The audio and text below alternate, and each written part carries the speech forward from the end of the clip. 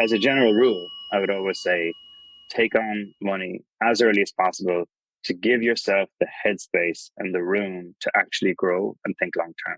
TikTok is having a huge impact at the moment, where last year it may have been, less than 5% of total ad spend. This year it's 20%, 30% and growing. However, with Wayflyer, if your sales are dropping, the remittances back to Wayflyer are dropping too. And that just gives the merchant a lot of downside protection in the event that something goes wrong. And things go wrong all the time. Welcome to a very special bonus episode of Add to Cart, which we call The Explainer. This episode is brought to you by one of our partners who make Add to Cart possible. We're going to dive deep into an e-commerce topic and unveil the secret tools that leading Australian retailers use to grow. Hello and welcome to another very special explainer episode of Add to Cart. As always, my name is Nathan Bush, Director of eSuite and host of Add to Cart. And this week, our partner content is brought to you by Wayflyer. Wayflyer deliver e-commerce funding, which is built for growth. And joining me today is their co-founder and CEO, Aidan Corbett, all the way from Ireland. In this episode, we dive into how e-commerce founders can get access to short-term finance in order to fuel growth. And this is often in areas such as marketing and inventory, which can and often do hold e-commerce businesses back from being the businesses that they can be. Now, for those who haven't heard of Wayflyer, they were founded in 2019 and today have over 1,000 e-commerce customers all over the globe. In this short amount of time, they've delivered $700 million of funding for e-commerce businesses. They now have a team and an office in Sydney and have helped unlock growth for Australian e-commerce brands, including Stax, King Kong Apparel, and Black Swallow. In this chat with Aidan, we walk through the process for founders to access Wayflyer funding. And the most interesting part for me is how they integrate with e-commerce platforms and marketing networks to make qualified decisions on e-commerce businesses. It's definitely not your old school bank manager approach here. Additionally, offers get made in quick time and can be as little as $20,000. But even if you're not a founder, you're going to get some great insights from today's ep, tapping into Aidan's global view across all of their clients. We dive into the types of customer acquisition costs that retailers are seeing across the board, why he sees TikTok as still a developing opportunity, and how having cash flow frees you up for long-term thinking and experimentation. So let's get right into it. Here is our chat with Aidan Corbett, CEO and co-founder of Wayflyer. Aidan, thank you for joining us on Add to Cart. Thanks for having me, Nathan. All right, straight into it. Wayflyer. For those who haven't heard of Wayflyer, can you explain what you do? Sure. Wayflyer essentially provides short-term finance for e-commerce companies. And e-commerce companies have one of the more challenging kind of financing arrangements that any business have. And the main reason is because they have to pay for inventory and marketing upfront before they generate revenue. And in the case of inventory, they often have to pay for inventory far in advance of when that inventory generates revenue. What Wayflyer does for e-commerce merchants is we give you money to pay for inventory and to pay for marketing. And you pay us back as a percentage of daily sales or daily revenue. And that's why it's called revenue-based finance. Okay, makes sense. So that's the differentiator. And was it always the model from when you started Wayflyer to be e-commerce centric? Yes, and we'll never change from that. So there are lots of other businesses who take short-term finance, but e-commerce for us, we think is the best fit. First of all, the need, as I articulated earlier on, is very blatant. Like it's just a very challenging environment for e-commerce, which means the need for our product is very strong. And then secondly, when e-commerce companies do well, they can grow incredibly quickly, much faster than typical businesses.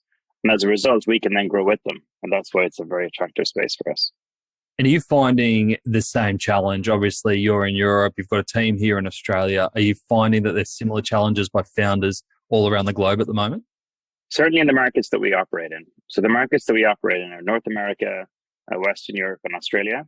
And everybody uses the same technology. So we use Facebook, we use Shopify, Google Analytics, a lot of the same dynamics that are at play.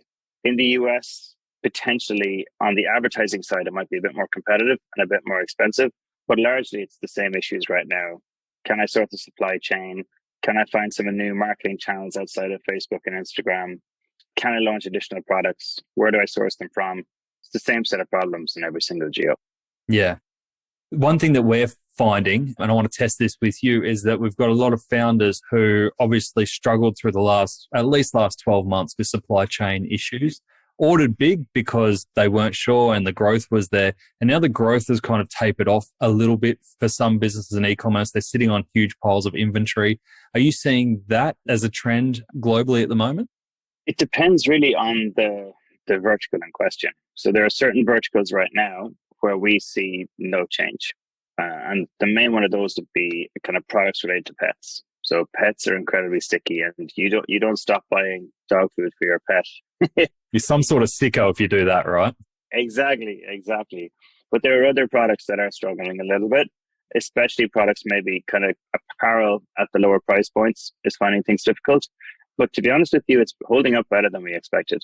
So in Shopify's results that came out last week, there is a drop on GMV, but it's a drop from like all-time highs in Q1 2021. And that's a very unfair comparable for anybody else, because that's probably the best time ever from a demand perspective in e-commerce. So the one thing just worth bearing in mind is that we are coming off a Q1 last year, which was incredible. So it's just worth bearing that in mind if you do see a small drop. How are you finding that the businesses you're working with measuring success at the moment? Because exactly like you said, it's really hard to compare yourself to last year through that massive growth spike. Most of the time, there's two components that they would look at. The first would be kind of CAC to LTV. So are customers coming back in, and how much does it cost me to acquire them? And then at a more granular level, the more sophisticated ones will probably be looking at the kind of cash conversion cycle and how efficiently they're managing inventory. They're always the two things that we tend to look at the most when we're evaluating companies. And that's what the founders or the merchants are looking at as well. Yeah, great. And so you've mentioned that Wayflyer is here to help e-commerce founders, especially with cash flow around inventory and marketing. Can you describe to us the typical founder that you are helping, a certain kind of scenario or profile that they fit into? Not really. They tend to be very different profiles. So I'll give you two kind of classic profiles. So one profile might be somebody who's incredibly passionate about their product and about the space, and they've learned everything about that space, and they've always wanted to launch a product in that space, and they're that product-led founder. And then there's another founder who is, I would say, more opportunistic, and that's a founder who's probably very good at online marketing, has great connections in the supply chain, and is basically looking out for some product where they're like, okay, now this is the one I go for. So I call one kind of a marketing-led founder and the other more of a product-led founder. They would be kind of the two profiles we would see quite a bit.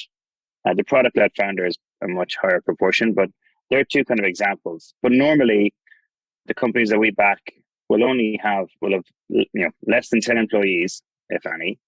They'll normally have no financing in place, really, funded from friends and family or from their own savings, are really just getting up and running. So the minimum amount of money that we would advance to a customer can be as low as $15,000 or $20,000. So even at the very early stages, once you've shown proof of something that's repeatable and that's growing, we're able to fund you. And what does that process look like for a founder who is looking for that kind of investment or cash injection when they pick up the conversation with yourself and the team at Wayflyer? Our goal is to be as fast as possible. So when you sign up for Wayflyer, the first thing that we ask you to do is connect your Shopify store or your WooCommerce store, your Stripe account. We then will also ask you to connect your marketing platform so we can see your performance on Facebook or on Google. And then you'll ultimately need to connect your bank account at the very end. But you can go through all of that process probably in about 10 minutes. We'll then want to get you your offers within the day. You'll probably want some time to chew over those offers, come back to us, maybe make a tweak to the terms, and the money can then flow next day or even same day in certain circumstances. And that's the process for companies who are looking for $20,000 or looking for $2 million. Wow. And when you talk about offers, do you put a number of different scenarios to the founder? Absolutely. So the variables that determine revenue-based finance is the fee that I charge you and then the percentage of daily sales that we will remit back. So if you say to me, I want a very low percentage of daily sales remittance, which means I want to pay you back over a longer period of time, I'll charge you a higher fee. If you're happy for me to take a very high percentage of daily sales, I'll charge you a lower fee. So it's really flexing it depending on what the founder would prefer. And that can change depending on the time of year. Often, I can also change depending on the type of business you're running as well. Gotcha. Am I right in saying that there's no equity play there? No. And does the payback on that, for lack of a better word, advance, does the payback rely on that retailer growing their business, or is it based on any volume of sales? Any volume of sales. So if the retailer does not grow, or if the retailer gets into trouble, that's my problem. Because as long as you pay us the percentage of daily sales, even if those sales are dropping, then you're fine. And that's one of the biggest advantages of revenue-based finance. It gives the retailer some downside protection. So unlike a fixed fee or fixed repayment you would make to the bank doesn't care how your sales are doing as long as you are paying him back. However, with Wayflyer, if your sales are dropping, the remittances back to Wayflyer are dropping too. And that just gives the merchant a lot of downside protection in the event that something goes wrong. And things go wrong all the time. There are so many things outside of an e-commerce merchant's control that can happen that these happen, and they can go up and down. So an inventory shipment might be late, a new Facebook campaign might not be working. Lots of different things can happen. And that's why revenue-based finance, I think, is a great option for merchants, because it gives you that downside protection that you won't get from a kind of a traditional source of finance. Yeah, absolutely. And do you have any examples of clients that you've worked with or stories that you've seen that Wayflyer has really helped transform their business? I have a couple. There's a great company that I'm very fond of because they're one of our very first customers called Bionic Gym. And Bionic Gym is a product for people who want to lose weight or get more in shape. And it's essentially like one of those kind of electric pulses that you strap onto yourself to exercise your muscles. Bionic Gym, I think they started with us 2 months after we launched in May 2020. And their first advance was, I think, $40,000. And since then, I think they've taken maybe $2.5–3 million from us. And their revenue is now at probably, I would say, between $5 and $10 million. Whereas at the very beginning, they were a lot smaller. And it was a real example of how fast e-commerce can grow once you've really kind of got the formula down. Because unlike Wayflyer, where if I want to grow, I need to hire sales reps, in e-commerce, once you've got the formula down, you turn the dial on the advertising. And if you know what you're doing, your ability to scale, even without actually hiring a lot of people, is incredible. Yeah, that's a great story. I could actually use that while I'm podcasting, get a workout while I'm talking. Yeah, exactly. And you mentioned before the technology that you use. So it sounds proprietary technology that you've created at Wayflyer. Is that right? Because I've never heard of integrating e-commerce tools with financial models. Yeah, it makes a lot of sense when you think about it, because let's say you have a lot of money in your bank account, but your return on ad spend is very low. Your customers don't come back. You may not see problems today with that customer or with that merchant if I just looked at the bank account. But if I looked at the performance data, I would know that this business is not sustainable. So actually overlaying operating information or performance data with the kind of traditional checks that a bank would make is a very powerful underwriting engine. And that's where we really kind of earn our money is, as applications come in, making that right call. Yeah. And if you're getting all this data from Shopify, Facebook, Insta, wherever people are spending their money and they've got their cash flowing, what are the typical red flags, or what are the key metrics that you look at from is this at that stage where it is a gem of an idea that could explode? What do you look out for? Big thing is CAC to LTV. So how much are you acquiring a customer for? And then typically within 6 months, how much are you monetizing them? We would also look at a more base level at your margins to see that you're making enough margin for you to generate your own cash over time. And then the last thing that we would look at is obviously the cash balance. And within your cash balance, then you're basically how long it takes you to take an inventory, how often you actually order inventory, All of those components are on the supply chain. But the principal thing for us is the CAC to LTV ratio, because if that's positive, everything else can be sorted with some kind of a financing solution. And when you're looking at CAC, you're often looking at what type of CAC is it and can it be taken away. So for example, if your CAC is very low and you're split across four different channels, and actually TikTok is the lowest cost of customer acquisition, and that's growing 30% month on month, that's much better than obviously being just reliant on Google search or something like that. So there's a little more granularity there around the nature of where you're acquiring customers. But really the CAC to LTV is a huge metric for us when evaluating your sustainability. And for those who may not be familiar with the term, it's customer acquisition cost. Sorry, and lifetime value. Yeah, and lifetime value. Lifetime value. Do you find that a lot of founders that you speak to are really paying attention to the CAC and the LTV? Definitely to the CAC. With the LTV, maybe not always, because it's a bit harder to calculate, but definitely to the CAC. Yeah. And another metric they would look at, particularly if they don't have a lot of repeat customers, is return on ad spend. So how much revenue do I generate for every dollar of ad spend that I pay? The thing about return on ad spend is it does hide sometimes the repeat customers or the repeat sales that you generate. Yeah, absolutely. Are you finding with CAC that game is getting tougher, and is it harder for your founders and your team to isolate that per channel?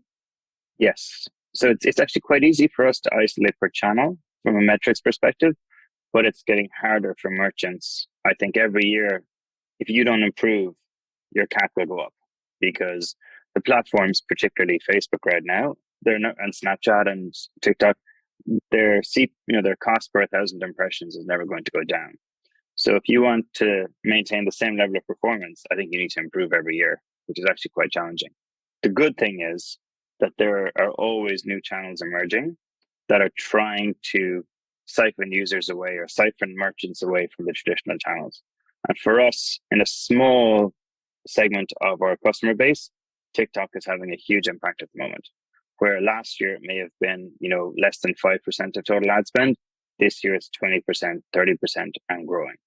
And that's a huge boon for e-commerce merchants to have another outlet, and to have another outlet that really has the volume of users that can give you that really granular audience that Facebook, Instagram has been able to give you in the past. Because some of the other platforms like Twitter, for example, it's not suitable for direct-to-consumer marketing. TikTok is. And it's great to have a second really big outlet, I think, for merchants. And they'll take off this year in 2022. So it's not too late to jump on the TikTok bandwagon if you haven't already? No way. No, not too late at all. Brilliant. And in terms of margin, what do you have a benchmark that you look at from a GP perspective that you go, anything, GP above this, we're in the ball game?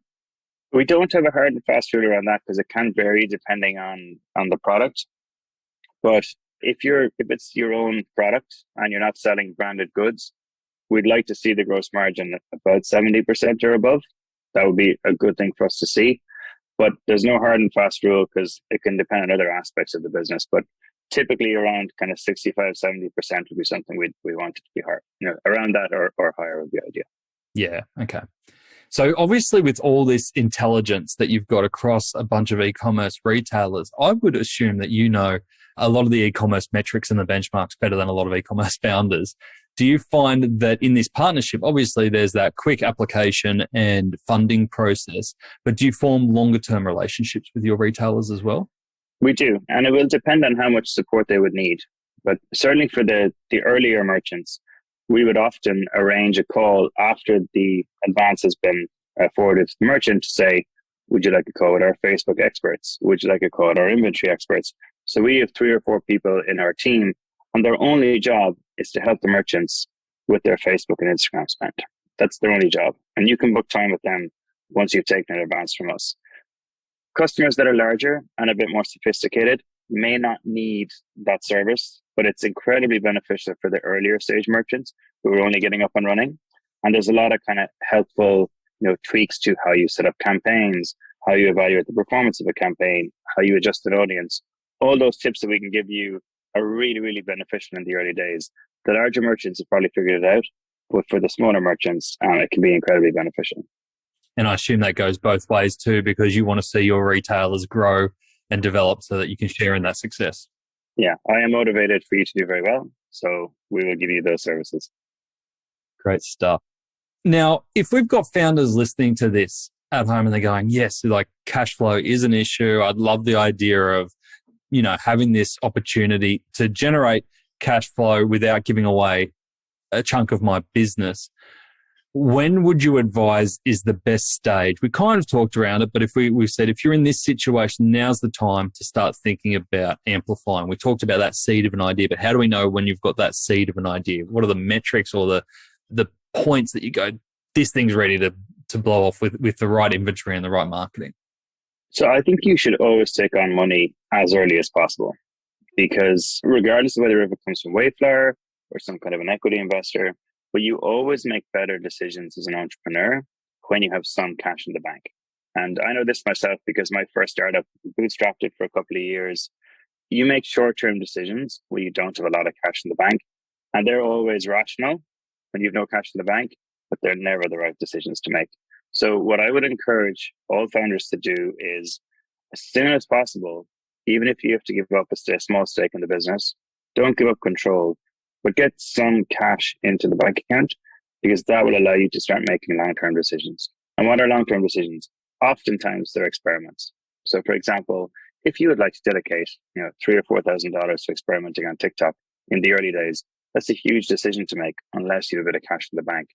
But you only really unlock the insights to help a company take off when you've some bit of a buffer that allows you to experiment and test with different things. So as a general rule, I would always say, take on money as early as possible to give yourself the headspace and the room to actually grow and think long term.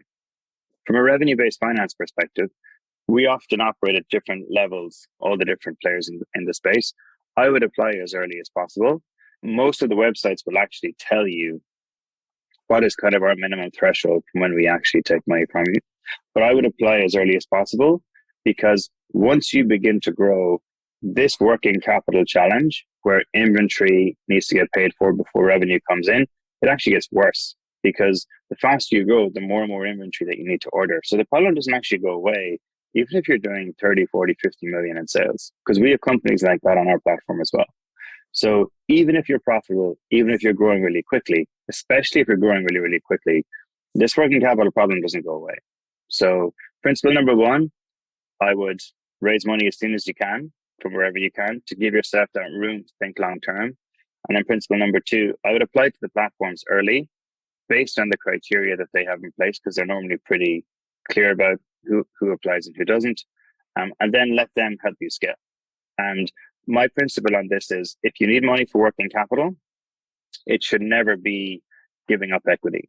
If you need money for product development or scaling the team or something like that, then you might want to give up a percentage of your company, but don't do it for working capital, because if you're converting them into revenue 3 or 4 months later, that's not worth giving away a portion of your company.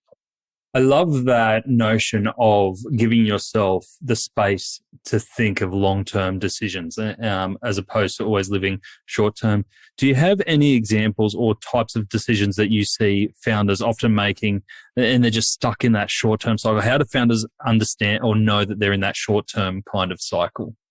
I think if there's something they would like to try, but they don't have the cash to do it, that's normally it. And I always think of it as experiments. So a classic case would be somebody wants to mix up their marketing spend or their marketing channels, but they're a little afraid to do it because they've been running the same types of campaigns for the last 2 to 3 years, and they kind of work. And they say, hang on a second, if I dedicate 20% of my marketing budget to this new thing, I'm going to lose out on where I am currently. So it's really that freedom to do experiments. And when I talk about experiments, it's almost always on the marketing side. So that would be a classic case. Another case would be when you have a manufacturer or a supplier that you're not really happy with, but the switching cost for you to get samples from a new manufacturer, move some of that manufacturing over to that new manufacturer to test them out, juggling both of them, maybe having to pay for tooling. You're just not going to do it because the risk is too high.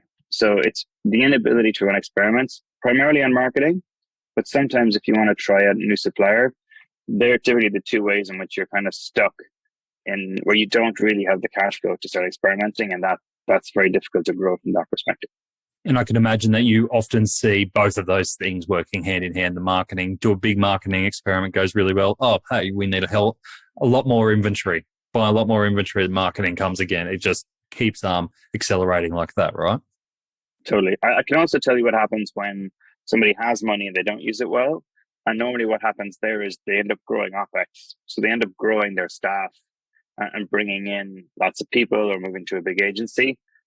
That often is the thing that can really hurt companies when they do have some cash, is that they then kind of scale up the management team, but that doesn't acquire customers and that doesn't actually improve your supply chain or get you new products.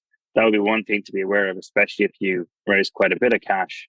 Be careful about the OpEx line, because e-commerce companies can be run with 8 figures in revenue, still with less than 10 people.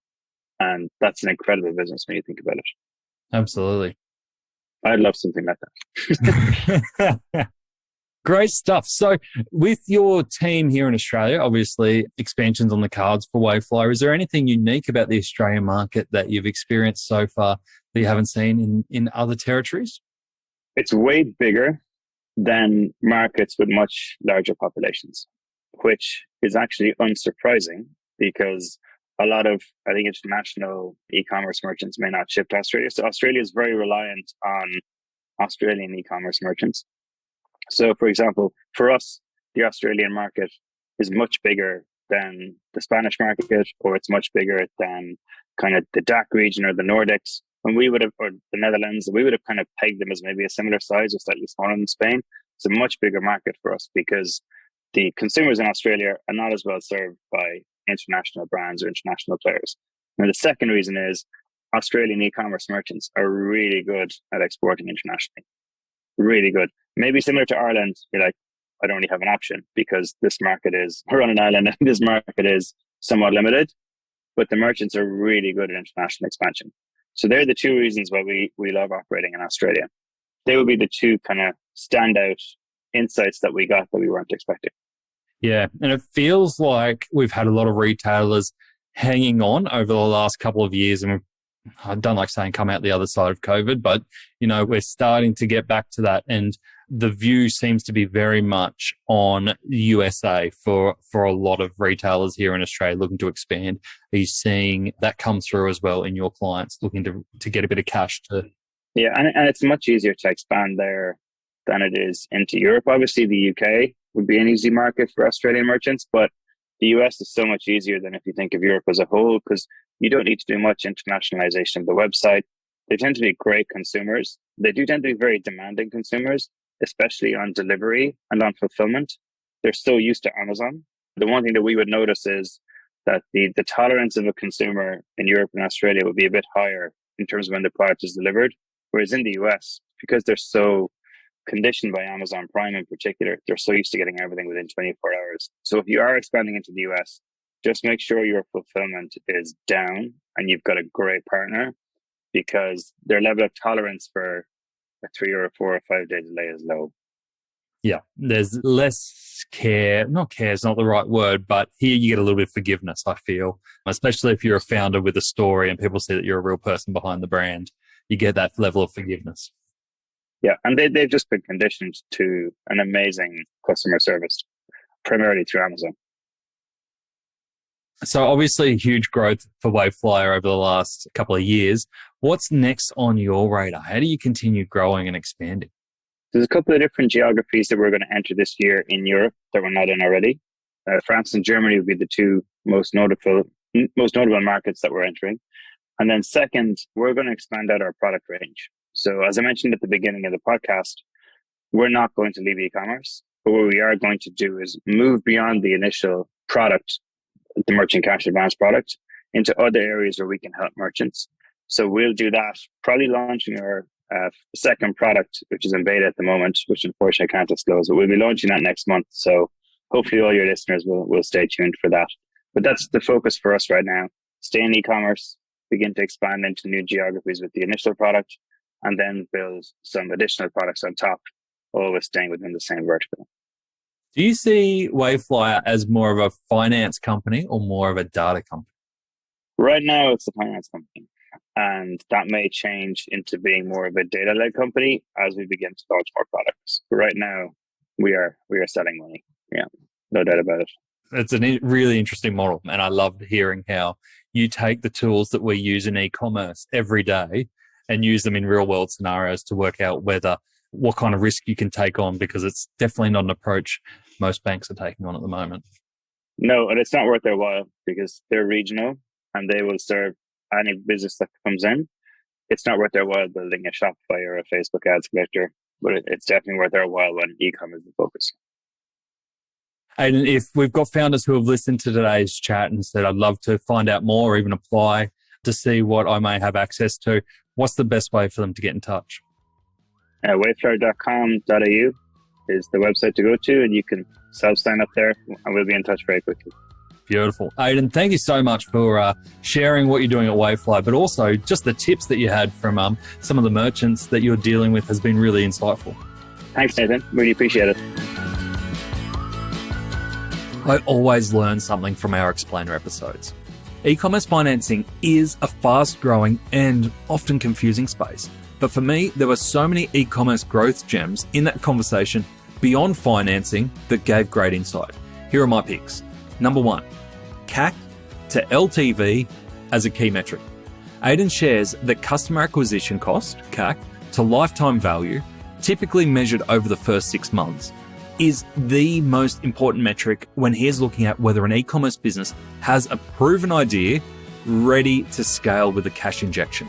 Now, if you're not measuring CAC to LTV, I would consider making it one of your key metrics to keep an eye on. Number 2, the TikTok boat has not sailed.